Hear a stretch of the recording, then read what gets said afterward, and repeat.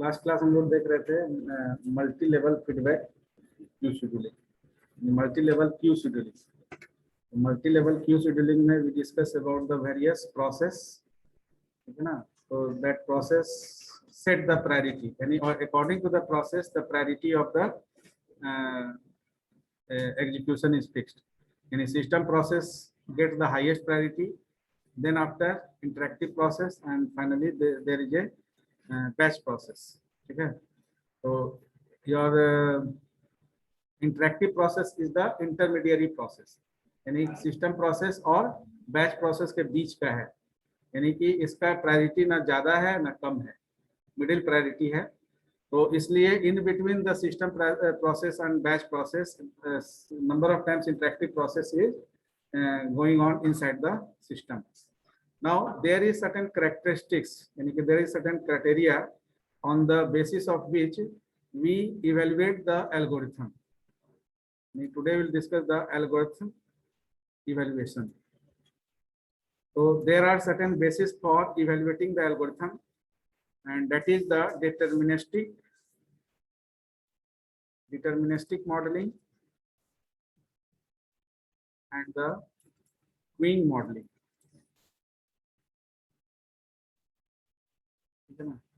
Deterministic modelling मतलब यहाँ पर एल्गोरिथम इवैल्यूएशन एक सेक्शन है आपके सिलेबस में। कोई भी एल्गोरिथम को इवैल्यूएट कैसे करते हैं कि what are the importance, what are the advantage, what are the limitations of the particular algorithm. On the basis of that we can evaluate the algorithm. Now before discussion of CPU scheduling algorithm हम लोग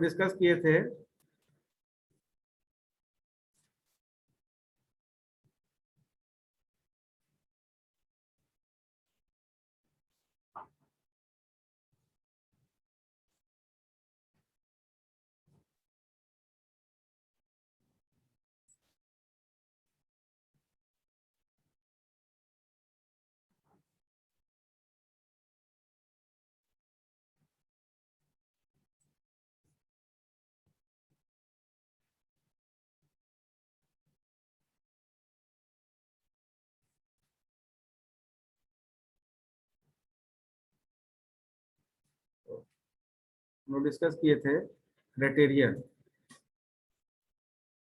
of scheduling, है ना। तो various criteria of scheduling में we discuss about the TAT, ठीक है ना, waiting time, response time, ठीक है ना, and yes execution time, completion time, है ना, हाँ burst time. So these are the various criteria of scheduling criteria used in any types of scheduling algorithm. Now these are the two modeling. We are using deterministic modeling and queuing modeling to evaluate the capacity or capability of any algorithm. तो किसी भी algorithm को evaluate करने का ये दो criteria हम लोग डिस्कस करेंगे। डिटर्मिनिस्टिक मॉडलिंग में वी एनालाइज द एल्गोरिथम, जो हम लोग लास्ट क्लास में एक प्रॉब्लम भी किए थे। we just solve out the particular problem in which we have to analyze the minimal average waiting time. So that is the deterministic modeling part. In under deterministic modeling part, we analyze each and every algorithm which is used to allocate the process inside the CPU. तो CPU में कोई भी process को allocate करने के लिए जो specific algorithm है, उस सारे एल्गोरिथम में क्राइटेरिया के बेसिस पर, जैसे waiting time is the criteria used in that particular problem, on the basis of waiting time you have to finalize कि which types of algorithm gives you the minimal average waiting time. कौन सा आपका algorithm जो है वो minimal average waiting time में process को execute करवा देगा। तो minimal average waiting time that is considered on the basis of deterministic modelling. Deterministic modelling consist of the way in which we analyze each and every algorithm on the basis of the criteria used for scheduling the process. किसी भी process को schedule करने के लिए जो भी criteria use किया जाता है, उसमें से किसी क्राइटेरिया को बेस्ड करके हम एनालाइज करते हैं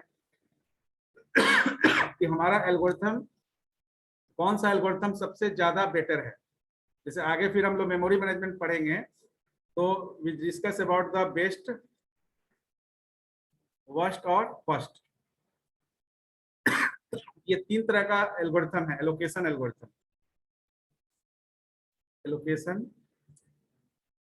एलोकेशन एल्गोरिथम का मतलब है कि these are the 3 algorithm used to allocate any process on memory, physical memory यानी रैम।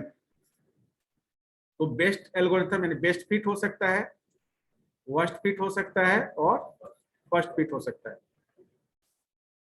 अब इसमें जैसे अभी हम लोग एल्गोरिथम को डिटरमिनिस्टिक मॉडलिंग में डिस्कस करेंगे, तो दिस इज आल्सो एल्गोरिथम। तो algorithm evaluation for CPU scheduling, तो सीपीयू शेड्यूलिंग के लिए अगर इवैल्यूएट करना होगा डिटरमिनिस्टिक मॉडलिंग में, तो we have to list out all the scheduling algorithm available with us to schedule the process inside the CPU. Then we need a certain snapshot, because जो भी आप प्रॉब्लम एनालिसिस करते हैं process का, वो pre determined नहीं होता है, वो प्रोसेस एग्जीक्यूटेबल यानी कि वो that is the snapshot of the process executing inside the system. क्योंकि जो सिस्टम में रन हो गया है उसका स्नैपशॉट है, ये चीज हमारा इतना समय में एग्जीक्यूट हुआ है। क्योंकि कोई भी प्रोसेस में वेरिएशन हो सकता है, ये पहले से एस्टिमेशन हम लोग नहीं करेंगे। तो जो भी आप यूज करते हैं जो भी शेड्यूलिंग के लिए, that is the snapshot of the executed process, that is not the pre determination. तो वो प्री डिटर्मिनेशन नहीं हो सकता है। क्यों? क्योंकि आप जिस प्रोसेस 1 की बात कर रहे हैं, जब वो प्रोसेस एक्चुअल में जाएगा सीपीयू में, तो उसको किस किस रिसोर्सेज की जरूरत होगी, जिसको आगे हम लोग डिस्कस करेंगे। Deadlock is the that part. तो प्रोसेस सिंक्रोनाइजेशन की जरूरत कब पड़ता है, तो हर प्रोसेस को वेरियस रिसोर्सेज का जरूरत होगा। अब उस वेरियस रिसोर्सेज में कौन सा रिसोर्स उस समय में अवेलेबल है, जैसे बोले ना कि आपको प्रोसेस को नहीं चाहते हुए भी प्रिम्प्ट होना पड़ता है ड्यू टू इंटरप्शन, उसको वेटिंग स्टेट में जाना पड़ता है। अब ये तो कंडीशनल प्रिम्प्शन हो गया। अगर कोई process due to unavailability of resource switch कर रहा है आपका वेटिंग स्टेट में रनिंग स्टेट से, इसका मतलब ये कंडीशनल स्टब है। तो यहाँ कंडीशनल स्टब आपका एग्जीक्यूट हुआ, इंटरप्ट जनरेट हुआ, आईएसआर जनरेट हुआ। तो ये चीज हम लोग प्री डिटरमाइन नहीं कर सकते कि हम जाएंगे रिसोर्स अनअवेलेबल होगा। तो जो भी आप स्नैपशॉट यूज कर रहे हैं प्रोसेस शेड्यूलिंग के लिए, all are the snapshot of the executed part, it is not pre determined.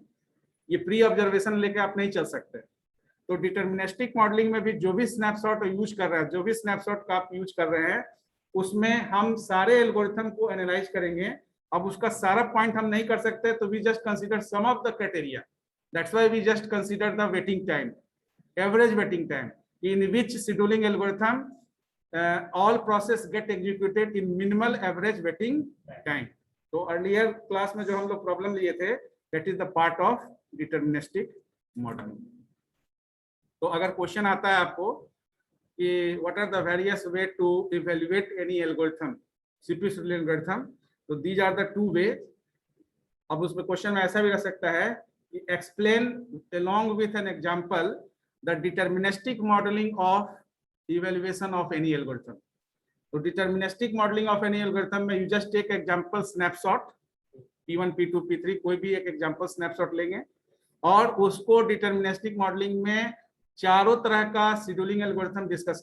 Why I discuss this thing? Because ये इसको अलग से हमको पढ़ाने की जरूरत नहीं है। ऑलरेडी जब CPU scheduling पढ़ते हैं तो इसमें ये मॉडल हो जाता है, लेकिन चूंकि सिलेबस में ये इंक्लूड किया हुआ है, तो आपको लिखना क्या होगा, वे ऑफ राइटिंग आंसर इसका कैसे लिखेंगे, तो वो चीज हम ये कर दे रहे हैं ताकि आप लिख सकते हैं इसका आंसर। तो क्वेश्चन में अगर रहेगा कि डिटर्मिनिस्टिक मॉडलिंग बताइए, तो डिटर्मिनिस्टिक मॉडलिंग में ये भी हो सकता है कि कोई स्नैपशॉट दिया हो, उसको बोला जाए। जैसे हम लोग लास्ट क्लास से एक प्रॉब्लम लिए जिसमें मिनिमल एवरेज वेटिंग टाइम को पूछा गया कि कौन सा process scheduling algorithm minimal average waiting time में सारे प्रोसेस को एग्जीक्यूट करवा देगा। तो SJF is the algorithm, shortage of first। So that is the final outcome of that particular evaluation of the algorithm।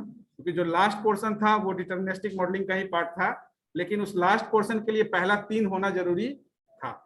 यानी कि आपको गैंट चार्ट चाहिए, गैंट चार्ट के बेसिस पर TAT वेटिंग टाइम, TAT के बेसिस पर एवरेज TAT, वेटिंग टाइम के basis पर एवरेज वेटिंग टाइम आप निकाल सकते हैं। तो किसी भी तरह का एग्जांपल ले सकते हैं डिटर्मिनिस्टिक मॉडलिंग में। डिटर्मिनिस्टिक मॉडलिंग में एक्चुअली हम करेंगे क्या, we just analyse each and every scheduling algorithm, ठीक है ना, ऑन द स्नैपशॉट। यानी कि स्पेसिफिक स्नैपशॉट जो दिया हुआ है प्रोसेस का, बस टाइम का, अराइवल टाइम का, उसको अलग अलग शेड्यूलिंग एल्गोरिथम में चेक करके और किसी एक क्राइटेरिया के बेसिस पर एनालाइज करेंगे कि this one is the best one.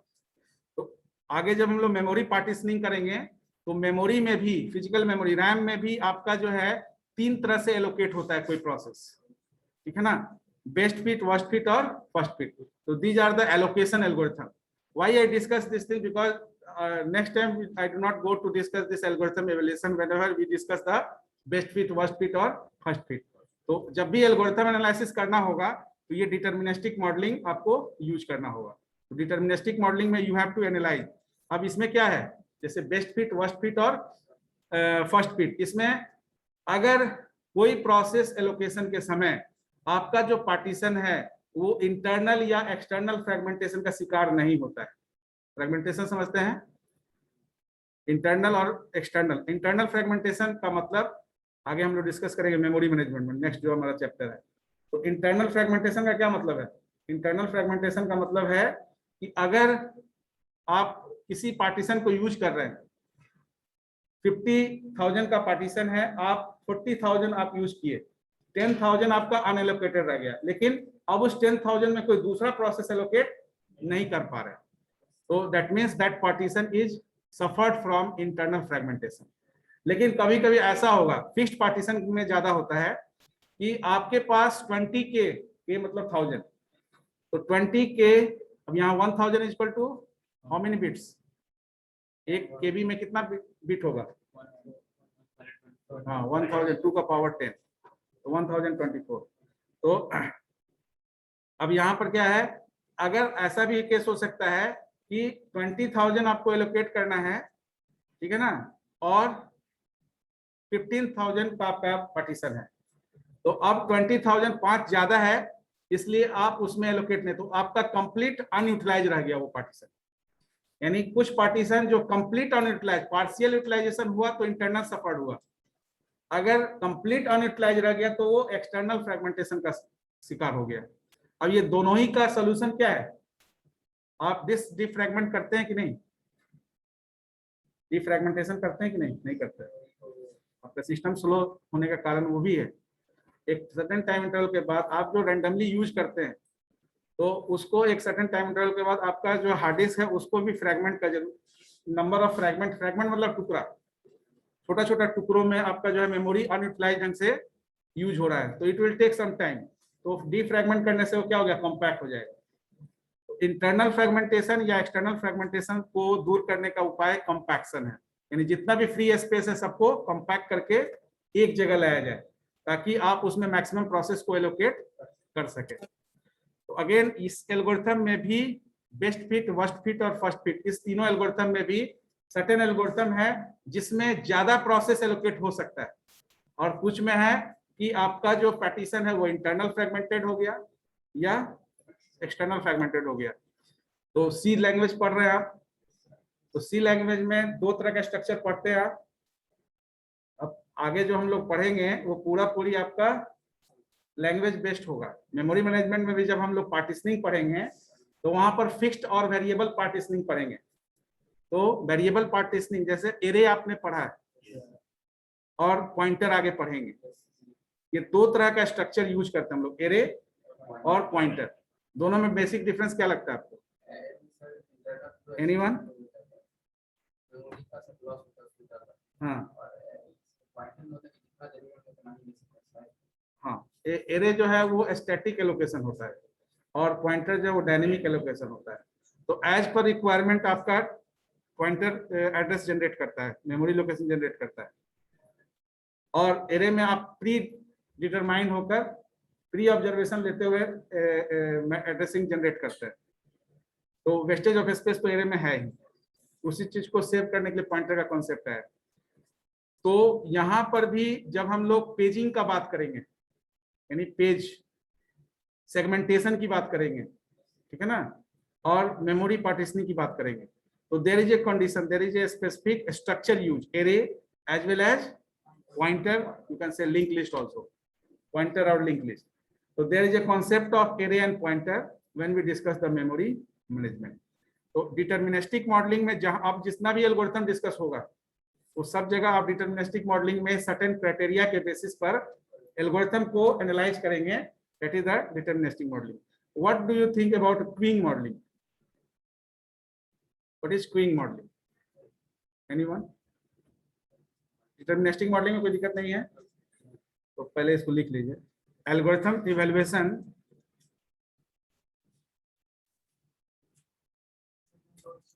yes is used to evaluate the algorithm on the basis of certain criteria used to analyze the algorithmic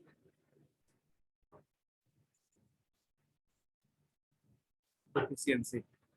तो अब क्राइटेरिया यहाँ पर हम लोग शेड्यूलिंग का क्राइटेरिया डिस्कस करते हैं, turn around time, waiting time. तो वेटिंग टाइम को बेसिस करते हैं. तो there are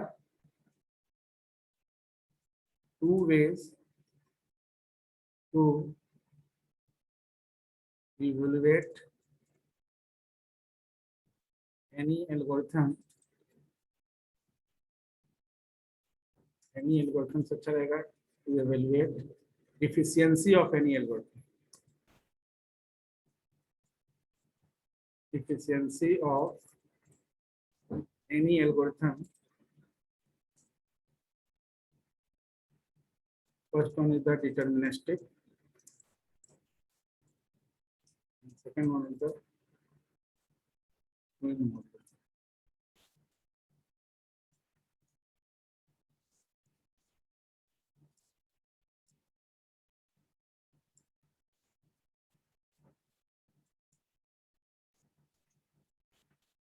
under deterministic modelling हम लोग अभी जो डिस्कस किए पूरा, तो under deterministic modelling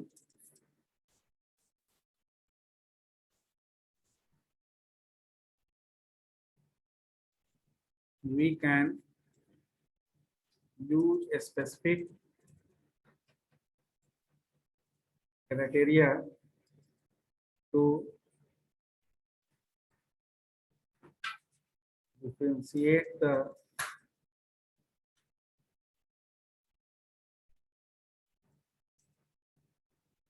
efficiency of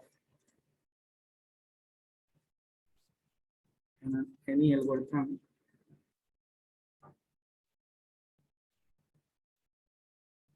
we can use various, not use, we can imply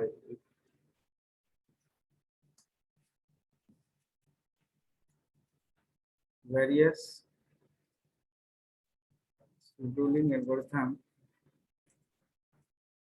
to resolve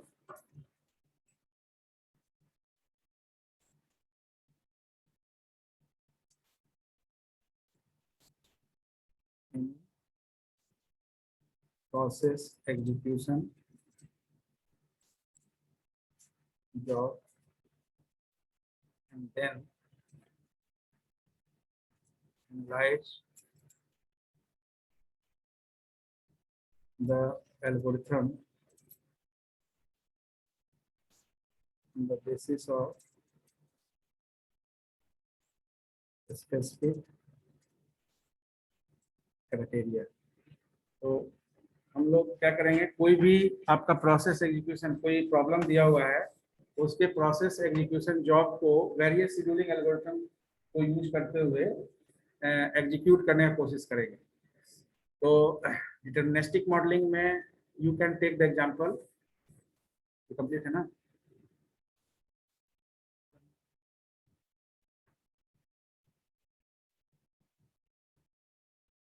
यहाँ पर कोई एग्जांपल आप ले सकते हैं.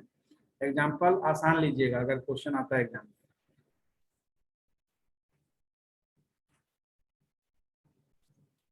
है ना. For example, simple process ID and burst time, arrival time 0 millisecond for all processes. Okay. 12, 3, 2, 4, 5, 6. Now, solve this one. अब यहाँ पर कुछ लिखा हुआ नहीं है, तो अब आपका क्या है, पहला चीज क्या करना है कि FCFS प्रायोरिटी कुछ नहीं, आपको यहाँ पर बता देना होगा मिनिमम या मैक्सिमम जो भी प्रायोरिटी आप ले रहे हैं। तीसरा चीज SJF नॉन प्रिम्प्टिव। चौथा RR विथ क्वांटम 4 मिलीसेकेंड। ठीक है ना, तो ये वेरियस CPU शेड्यूलिंग एल्गोरिथम है।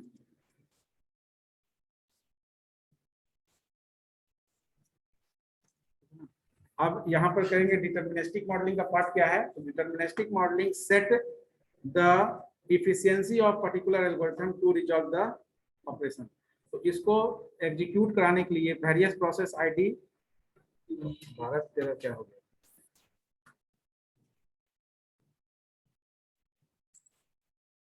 P1, P2, P3। तो ये वेरियस प्रोसेस आईडी जो दिया हुआ है सिंपल, इसका बर्स्ट टाइम के बेसिस पर which scheduling algorithm is best to execute the particular set of processes। तो डेडलॉक की जब आप बात करते हैं तो डेडलॉक में भी सेम फंक्शनिंग है। डेडलॉक जब हम लोग बात करते हैं तो there is a banker's algorithm. तो why we discuss banker's algorithm, because that gives you the solution for safely execute each and every process within the system. जैसे आपका कोई प्रोसेस सेफली एग्जीक्यूट हो रहा है कि नहीं, तो सेफली एग्जीक्यूट क्या होगा, तो there is a safe sequence also. अब जैसे यहाँ पर हम लोग जो जनरेट करेंगे, what is the safe sequence and what is the deterministic modelling sequence. तो हर शेड्यूलिंग एल्गोरिथम में there is a Gantt chart. तो Gantt chart give you the safe sequence, यानी कि Gantt chart give you the sequence of the process. तो FCFS में आप Gantt chart बनाएंगे तो P1, P2, P3 होगा, लेकिन जरूरी नहीं है। अब यहाँ तो एग्जाम्पल वैसा हो गया कि सब में होगा, इसमें थोड़ा सा वेरिएशन अगर ला दें, ठीक है, इसको 1 कर देते हैं। तो FCFS में सीक्वेंस होगा P1, P2, P3। प्रायोरिटी में आपका प्रायोरिटी इसमें ऐड करना होगा। प्रायोरिटी के लिए एक और कॉलम प्रायोरिटी के लिए ऐड कर दीजिए 0, 1, 2। ठीक है ना, ये प्रायोरिटी है। और हाँ, मीन प्रायोरिटी यहाँ पर लिया गया। मीन प्रायोरिटी का मतलब हुआ कि smaller the priority number, highest chance for selection of that process, higher the chance of selection. तो 0 minimum priority, highest chance for selection of this process. तो प्रायोरिटी के बेसिस पर SJF, अब प्रायोरिटी के बेसिस पर आपका सबसे पहले P2 नहीं, प्रायोरिटी के बेस P1, P2, P3। तो प्रायोरिटी के बेस पर वही होगा। SJF में आपका शॉर्टेज जॉब, SJF में priority set on the basis of the BT। ठीक है ना, तो अब यहाँ पर प्रायोरिटी दिया हुआ है, अराइवल टाइम अभी भी सबका 0 मिलीसेकंड है। तो बर्स्ट टाइम के बेसिस पर आपका जो सबसे शॉर्टेस्ट होगा उसका, तो शॉर्टेज जॉब फर्स्ट के लिए आपका सीक्वेंस क्या हो जाएगा, P2, P1, P3। तो this is the sequence. In round robin scheduling आपका सीक्वेंस देखना पड़ेगा कि कितनी बार P1, P2, P3। अगर 4 मिलीसेकंड का है तो P1 तो पहले कंप्लीट हो जाएगा, P2 भी कंप्लीट हो जाएगा, P3 को सेकंड साइकिल में जाना पड़ेगा। ठीक है ना, तो P1, P2, P3। तो सीक्वेंस यहाँ पर जो है P1, P2, P3, ये सीक्वेंस कहाँ से मिल रहा है, थ्रू गैंट चार्ट। यहाँ पर आपका सीक्वेंस हो गया अगेन P1, P2, P3। यहाँ पर सीक्वेंस हो गया P2, P1, P3, और यहाँ पर सीक्वेंस हुआ P1, P2, P3 and then P3। यानी कि P3 को प्रिंट यानी कि सेकंड साइकिल में भी आना पड़ेगा, P1 P2 अपना काम कंप्लीट कर लेगा। तो this is the particular sequence in which the process get executed. From where you get this sequence? Through the Gantt chart. यानी डिटर्मिनिस्टिक मॉडलिंग को समझाने के लिए सबसे पहला एनालिसिस ये हुआ कि what is the sequence of the particular process during execution.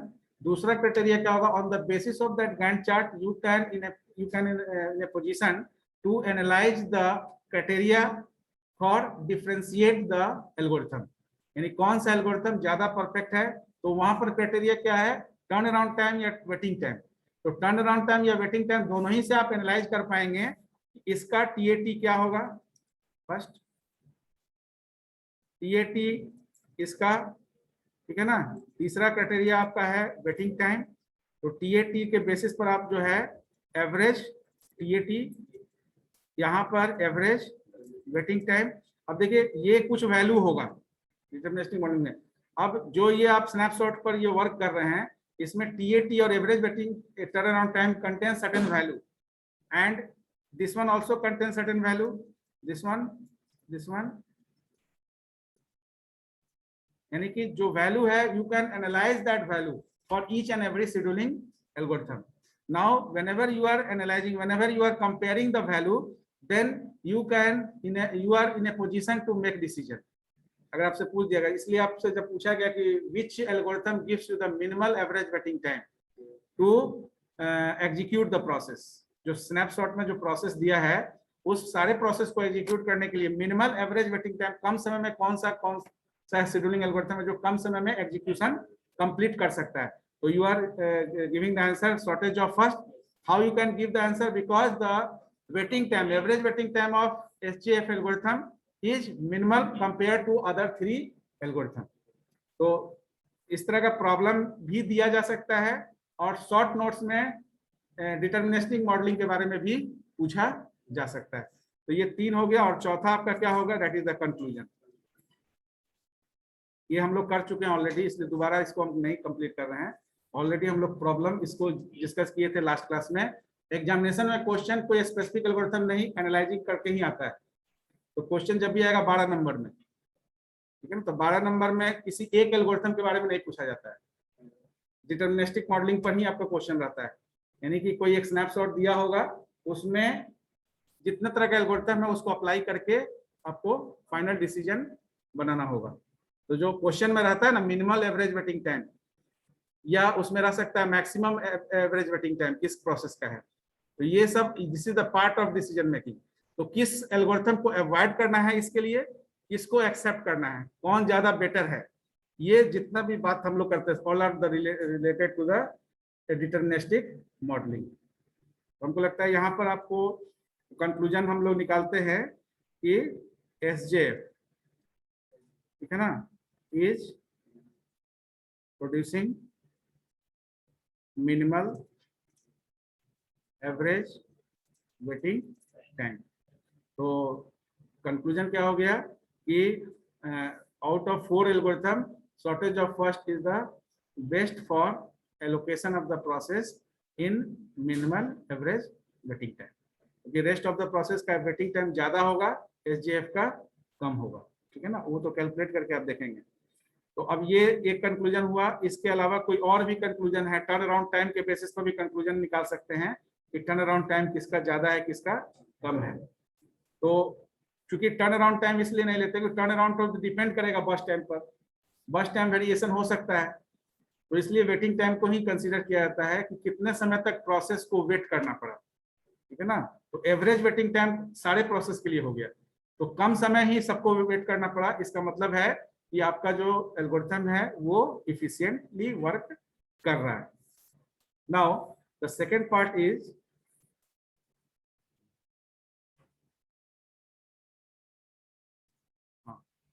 second is the queuing modeling.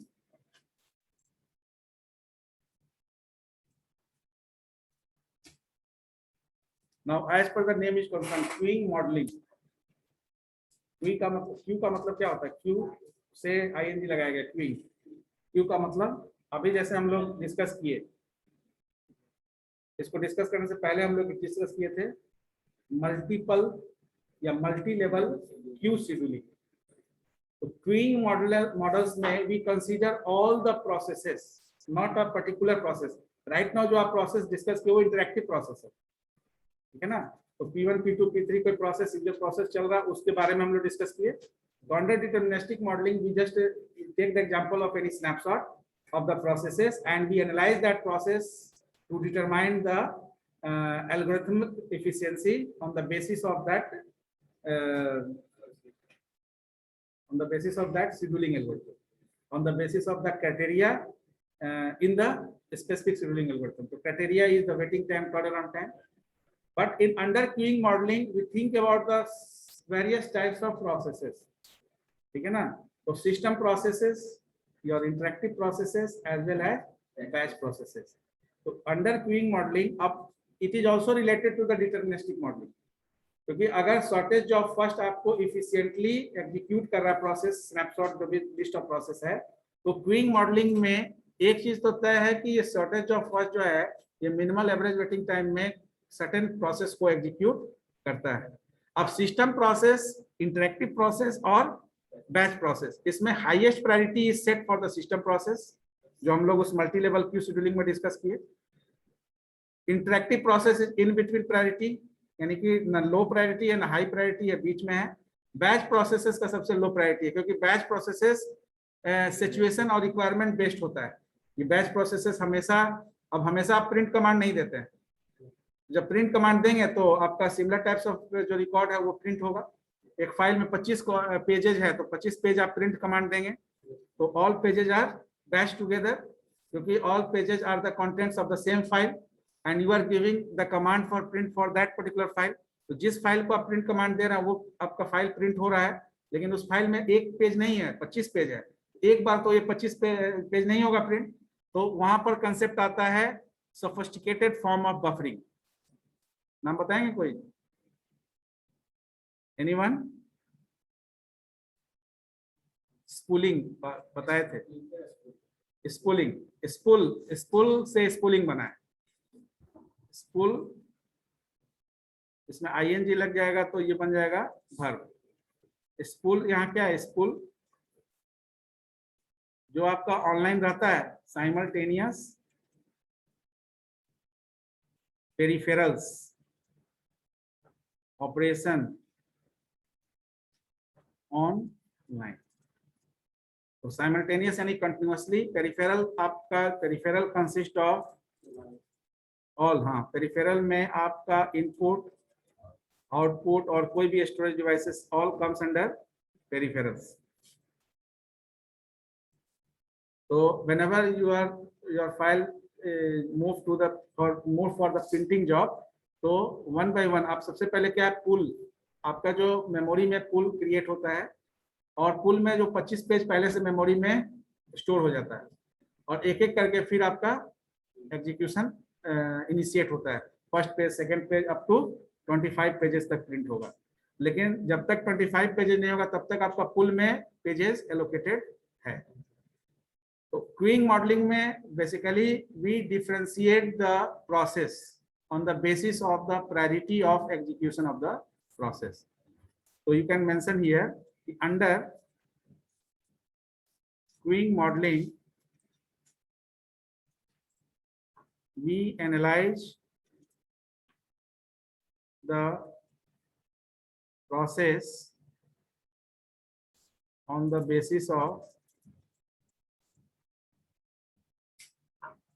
priority of its execution within the system, as we know that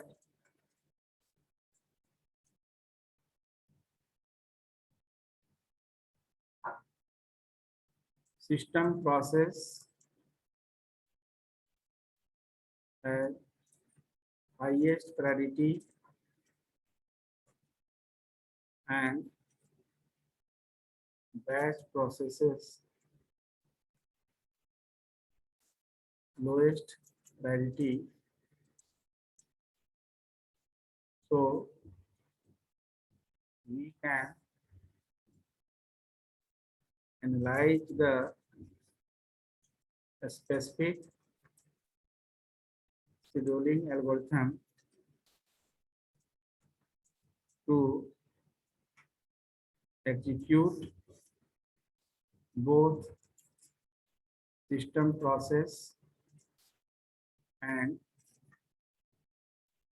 batch processes. अब यहाँ पर क्या है, अब यहाँ जो बोले स्पेसिफिक शेड्यूलिंग एल्गोरिथम, तो सिस्टम प्रोसेस के लिए कौन सा एल्गोरिथम बेटर होगा? What do you think? तो out of several algorithm discussed under deterministic modelling, first come first serve, shortage of first, ठीक है ना, priority scheduling and round robin, तो ये 4 तरह का शेड्यूलिंग एल्गोरिथम में से कौन सा शेड्यूलिंग एल्गोरिथम सिस्टम प्रोसेस के लिए है, यूज होना चाहिए, और कौन सा आपका बैच प्रोसेस के लिए यूज होना चाहिए? तो बैच प्रोसेस में क्या होगा? What do you think? Batch process में राउंड रोबिन, ऐसा तो नहीं, राउंड रोबिन कैसे होगा? राउंड रोबिन का मतलब हुआ कि आप प्रिंट कमांड अगर दे दिए तो बीच में रोक के दूसरा प्रिंट कमांड देंगे, कैंसिल ही करना पड़ेगा, दोबारा से इनिशिएट तो नहीं कर पाएंगे ना। आप अगर एक प्रिंट कमांड दे दिए तो फिर दूसरा प्रिंट कमांड तभी हो सकता है जब पहला वाला कंप्लीट होगा। इसी चीज के लिए हम लोग पढ़ेंगे क्रिटिकल सेक्शन प्रॉब्लम, ठीक है ना, CSP। जैसे आप अभी क्लास में बने हुए हैं तो एंट्री हो गया, तो अब सेमाफोर यूज होगा। अब ये सेमाफोर क्या है? Integer variable. जैसे आप वेरिएबल में फ्लैग यूज करते हैं ना प्रोग्राम में, फ्लैग का यूज क्या है? स्टेटस फ्लैग क्यों यूज करते हैं? किसी तरह के कंडीशन को इनेबल और डिसेबल करने के लिए। जैसे आप कोई सर्च कर रहे हैं, लीनियर सर्च कर रहे हैं कोई लिस्ट में, इनिशियली फ्लैग को 0 कर दिए। फ्लैग ऑन कब करेंगे? जब सर्च आपको डेटा हो जाए। ऐसा हो सकता है ना कि फ्लैग 0 ही रह जाए। ये कब होगा? जब आप 50 डेटा का लिस्ट है, उसमें किसी एक डेटा को सर्च कर रहे हैं, वो डेटा अवेलेबल नहीं है, तो फ्लैग आप एक इनिशियली फ्लैग को 0 कर दिए। और फ्लैग 1 कब कर रहे हैं? फ्लैग 1 कब हो रहा है? जब वो डेटा अवेलेबल हो जा रहा है। डेटा कैसे कंपेयर कर रहे हैं? जिस डेटा से आपको बाकी सारे डेटा से कंपेयर, जैसे एक आइटम आप डेटा लिए, उस आइटम को कंपेयर कर रहे हैं entire element available in the list. ऐसा हो सकता है कि कंपैरिजन के समय आपका वो डेटा मैच कर जाए, तो जैसे ही मैच करेगा तो फ्लैग को क्या करेंगे? ऑन कर देंगे। वह कंसेप्ट यहाँ पर हम लोग यूज करेंगे वेरियस एल्गोरिथम में। आगे जो एल्गोरिथम पढ़ेंगे, पीटरसन एल्गोरिथम, ये जो अलग अलग तरह का CSP जो क्रिटिकल सेक्शन प्रॉब्लम है। तो क्रिटिकल सेक्शन प्रॉब्लम यहाँ क्या है? यहाँ पर आप जब इस क्लासरूम में बने हैं, दूसरा कोई बैच नहीं आ सकता है। कब तक नहीं आ सकता? जब तक आप रिलीज नहीं करेंगे। तो इसके लिए हम लोग डिस्कस करते हैं बाइनरी सेमाफोर। आगे पढ़ेंगे इसको, सेमाफोर कंप्लीट। सेमाफोर एक्चुअली है क्या? तो बाइनरी सेमाफोर, तो semaphore is a integer variable, basically variable which is used for taking और फाइनलाइजिंग एनी कंडीशंस। तो बाइनरी सेमाफोर में क्या है कि we have 2 types of semaphore. यहाँ S आपका सेमाफोर है, तो ये 2 तरह का आप सेमाफोर बाइनरी मोड में यूज करते हैं, वेट S और सिग्नल S। इसके बीच में आपका CSP रहता है। तो ये आपका वेट S क्या है? एंट्री, और ये आपका क्या है? एग्जिट। और एंट्री सेक्शन और एग्जिट सेक्शन के बीच में CSP होता है, क्रिटिकल सेक्शन प्रॉब्लम। तो जब आप प्रिंट कमांड दे दिए, इसका मतलब एंट्री हो गया, आपका फाइल कहाँ चला गया? क्रिटिकल सेक्शन में। प्रिंटर अब resource as a resource use करने लगा। अब उस रिसोर्स को जब तक वो फाइल कंप्लीट नहीं होगा प्रिंट, तब तक एग्जिट सेक्शन यानी एग्जिट नहीं होगा। एग्जिट सेक्शन जब तक काम नहीं करेगा तब तक। अब एक्चुअली आप क्या सोचते हैं कि यहाँ पर वेट और S और सिग्नल S में C में आपका कैसा कोड होगा? सपोज करो कि अगर इनिशियली आपका S 0 एलोकेट है, जैसे फ्लैग की बात की, तो वेट S जो आपका एक फंक्शन होगा, वेट इंट S, इसमें एक्चुअली क्या करना होगा? इनेबल डिसेबल करने के लिए। यानी वेट S आपका कब काम करेगा? जब वेट S करने का मतलब है now there is no any process have a chance to allocate inside the CPU because already a one process is allocated over there. So once the process allocated inside the CPU, no other process get chance to allocate over there. तो यहाँ पर weight test में क्या लगता है बताइए, anyone being a C programmer, being a C programming आप करते हैं तो क्या होना चाहिए, ये हम लोग सी के बेस पर बताते हैं। तो आपका जो ऑपरेटिंग सिस्टम में भी वेट जो फंक्शन होगा, जो वेट कराएंगे, आप बेसिकली लिखते हैं फॉर लूप लेते हैं ना, तो फॉर लूप में कंडीशन लेते हैं, जब तक वो कंडीशन सेटिस्फाई है लूप चलते रहता है। तो वो कंडीशन क्या है, वो एक तरह से काउंटिंग सेमाफोर का काम कर रहा है, यानी एक certain number of counting, number of times same procedure get executed. So you are also using semaphore over there, and that semaphore is the variable. Here we are using a binary semaphore that is holding either 0 or 1. जैसे flag की बात की तो binary semaphore है, flag को 0 करके काम शुरू किए, और जैसे ही आपका कोई सक्सेसफुल रिजल्ट है ऑन कर दिए। ऑन करने का मतलब एक रिजल्ट इज फाउंड, अगर 0 ही रह गया result is not available, not found. तो ये रिजल्ट अवेलेबिलिटी होगा नहीं होगा ये डिपेंड किस पर कर रहा है, उस कंडीशंस पर। यानी कंडीशंस का मतलब कि कंडीशन अगर सेटिस्फाइड किया तो फ्लैग ऑन हो गया, नहीं किया तो ऑफ हो गया। इस सिंपली समझिए कि आपका जो इंटायर सीपीयू रजिस्टर्स है उसमें एक स्टेटस फ्लैग रजिस्टर होता है, ठीक है ना।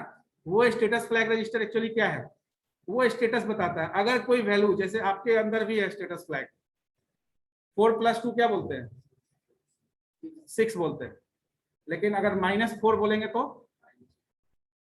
6 के बाद -2 बोलेंगे तो क्या बोलेंगे, 4 बोलेंगे, और -4 बोलेंगे तो हाँ नहीं 4 के बाद 0। दैट मीन्स कि जब 0 है तो 0 बोल रहे हैं, जब निगेटिव वैल्यू है तो निगेटिव प्रिसीड कर रहे हैं साइन, ठीक है ना। और जब पॉजिटिव है तो डायरेक्ट वैल्यू बोल रहे हैं। और अगर डायरेक्ट हम आपसे पूछे व्हाट इज +4, व्हाट इज +4, नहीं व्हाट इज +4 तो you are giving 4 answer, but by assumption only. Assumption क्या ले रहे हैं, 0, यानी फर्स्ट ऑपरेंड 0 ले रहे हैं तभी 4 बता रहे हैं। अगर फर्स्ट ऑपरेंड 0 नहीं लेंगे नहीं बता पाएंगे, क्यों, क्योंकि आपका जो भी रिजल्ट है वो 2 ऑपरेंड के बीच में हो रहा है। तो यहाँ पर भी स्टेटस आपका उसी तरह से मेंटेन हो रहा है, आप भी स्टेटस मेंटेन करते हैं। आपका एक्यूमुलेटर रजिस्टर में डेटा स्टोर है, इफिशियंसी चेक कर सकते हैं आपका भी, ठीक है ना। अगर कंटिन्यूअसली अर्थमेटिकल ऑपरेशन प्रोवाइड करें तो इफिशियंसी आपका भी चेक होगा कि आपका एक्यूमुलेटर रजिस्टर, आपका कैलकुलेट, आपका जो प्रोसेसर कितना फास्ट काम कर रहा है। 4+2 +3 +5, अब ये चीज जो कर रहे हैं ये चीज लूप कंट्रोल के अंदर डाल देंगे तो वो अपने आप करेगा, तो एक ही लाइन में सारा काम होगा। अब इसी चीज को आप अकेले भी कर सकते हैं, जैसे किसी 4 डिजिट के नंबर के सारे डिजिट को अगर सम करना है तो विदाउट लूप भी बढ़ा लेंगे प्रोग्राम। लूप से क्या होगा, लाइन ऑफ कोड घट जाएगा। ऐसा थोड़ा है कि बिना लूप के काम ही नहीं होगा, हो जाएगा। तो यहाँ आपको क्या लगता है वेट इंट एस में एस को क्या होना चाहिए,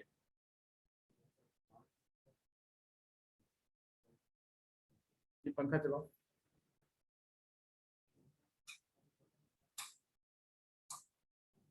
क्या किए तुम, स्विच को क्या किए, ऑन किए ना, पहले क्या था वो।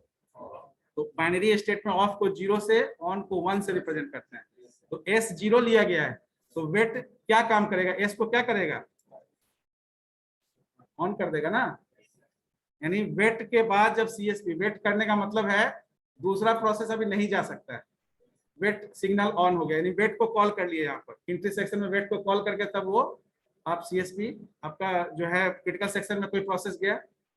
अब यहाँ पर काम होने के बाद what do you think signal S का क्या काम होगा, एस को हटा देना, यानी कि जब वेट एस होगा तो क्रिटिकल सेक्शन में कोई प्रोसेस गया, रिसोर्स यूज कर रहा है, तो सिग्नल एस यानी दूसरे को रिसोर्स तभी मिलेगा जब सिग्नल होगा। सिग्नल में क्या हो रहा है, सिग्नल एस करने से क्या हो रहा है, एस का वैल्यू डिक्रीज हो जा रहा है 1, तो 1 जो हुआ तो अब फिर से क्या हो गया 0 का मतलब क्या हो गया, resource is available, anyone can utilise that resource, तो anyone that means any process, तो दिस इज द सेमाफोर।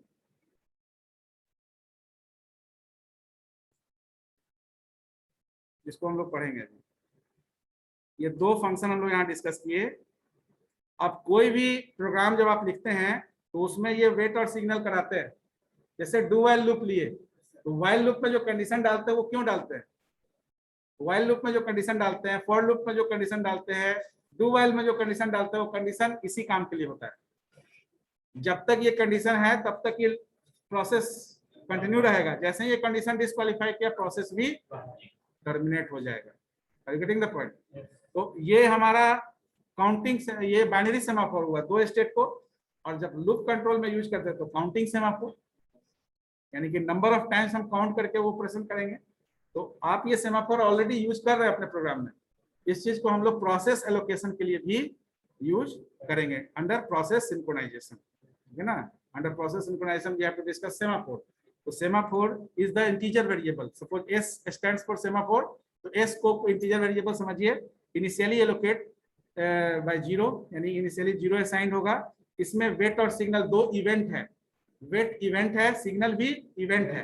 तो जब वेट इवेंट लगेगा तो आपका सेमाफोर जो है वो इनेबल हो जाएगा, और जैसे ही सिग्नल लगेगा तो वो डिजेबल हो जाएगा।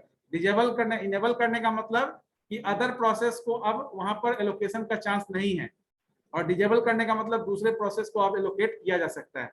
तो वेट एस के बाद सिग्नल एस के बाद दूसरा प्रोसेस इन कराने के पहले फिर से वेट एस कॉल करेंगे, और फिर CSP 1 2 चला गया, फिर सिग्नल जब दूसरे प्रोसेस को देना होगा तो सिग्नल फिर आपका ऑन होगा।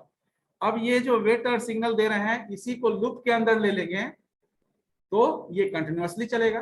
यानी कि जब एक जैसे आपका चलता है ना, मेटा लूप लेते हैं, तो फॉर लूप में एक रो और कॉलम के लिए लेते हैं। तो रो के लिए पहले एक रो के लिए जितना कॉलम है पूरा ऑपरेशन पूरा होता है, फिर आपका रो इनहांस होता है, यानी इनर लूप पहले कंप्लीट होता है, एक आउटर का इनर कंप्लीट होगा, फिर आउटर मॉडिफाई होगा, फिर दूसरा जो मॉडिफाई होगा फिर उसका इनर पूरा कंप्लीट होगा। तो ये इनर आउटर का रेशियो कंटिन्यूअसली चलता रहेगा, वहां पर भी आप एक पर्टिकुलर लॉजिक स्ट्रेटजी फॉलो करते हैं। तो that is the particular queueing modelling. Under queuing modelling we have to analyse each and every level of the process. तो सिस्टम प्रोसेस में कौन सा शेड्यूलिंग एल्गोरिथम काम करेगा? तो सिस्टम प्रोसेस क्या है? FCFS, first come first serve. अब बोले कि interactive process most probably shortage of first, ठीक है, एंड योर, ये आपका एनालाइज किया हुआ है क्यूइंग मॉडलिंग में। और आपका जो बैच प्रोसेस है वो प्रायोरिटी, हाँ, जिसको आप पहले प्रायोरिटी सेट करते हैं, यानी जिसको पहले प्रिंट देंगे वो होगा।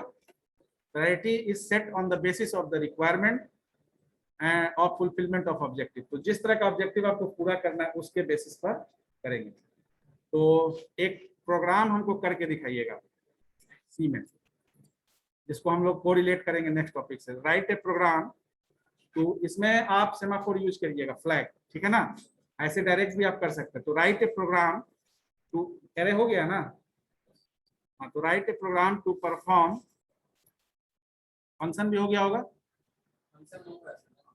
ठीक है, तो फंक्शन नहीं हुआ तो उसी में कर लीजिएगा। लीनियर, लीनियर सर्च तो आपको पाइथन में भी बताया गया होगा, ठीक है, पाइथन में ही दिखा दीजिएगा। फंक्शन हुआ है ना पाइथन में, तो आप सी में नहीं करिएगा, पाइथन में लिख सकते हैं। तो write a program to perform linear search operation, है ना, यूजिंग एरे, और यहाँ पर यूज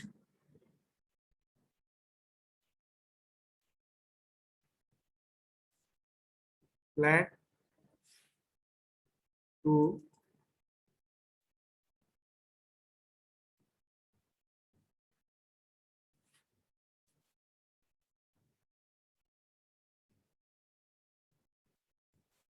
या on the basis of flag value generate the decision of searching operation। That means कि लीनियर सर्च के लिए सबसे पहले क्या चाहिए? किसी भी तरह का ऑपरेशन करने के पहले क्या चाहिए?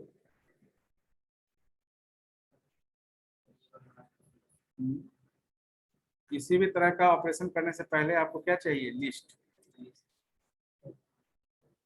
Once you have a list, then only you can perform any operation over there. So you can generate list by using array, pointer, anything. तो स्टैटिक अगर बनाना होगा तो लिस्ट, डायनेमिक बनाना होगा तो पॉइंटर. तो first of all you create the list, insert data over there, and then after perform linear search. So linear search is performed on unsorted list, so no need to maintain the list in a specific sorting order. तो कोई भी unsorted list पर आप linear search कर सकते हैं. और linear search में actually होता क्या है, comparison. So you have to visit each and every element starting from 0 to n-1 if the size of the list is n. अगर लिस्ट का साइज n है तो 0 से लेकर n- तक आपको हर एलिमेंट को विजिट करना है, कंपेयर करना है. कंपेयर करना है सर्च आइटम से. अगर सर्च आइटम आपका मिल गया तो फ्लैग को ऑन कर देना है, ठीक है ना. और कंडीशन में चेक करना है वहां पर कि अगर फ्लैग ऑन है तो search is successfully completed, otherwise search is unsuccessful. Are you getting the point? क्या करना है, तो यहाँ पर केवल फ्लैग हमको यूज करके दिखाना है. इनिशियली फ्लैग को 0 करना है. और फ्लैग ऑन कब होगा, whenever search is successfully completed. तो एक तरह से ये इसलिए यूज करा रहे हैं कि सेमाफोर का कॉन्सेप्ट क्लियर हो जाए आपको. Semaphore is very important topic and it is very easy topic also and always comes in the examination. Semaphore and the process of. तो ये फ्लैग 0 और फ्लैग 1 समझ में आएगा तो आधा समझ में आ गया. ये फ्लैग 0 जब तक है तब तक आपको डेटा नहीं मिल रहा है. जैसे ही फ्लैग ऑन हुआ डेटा मिल गया, ठीक है. तो डेटा मिल गया इसका मतलब है कि आप जिस ऑब्जेक्टिव पर काम कर रहे थे वो अब सेट हो गया. जब तक नहीं था तो आप वेरिएबल थे, आप वेरी कर रहा था आपका नंबर ऑफ आइटम. हो जाएगा, हो जाएगा ना. नेक्स्ट क्लास कंटिन्यू करेंगे इसको. एक और एग्जांपल लेंगे. हाँ,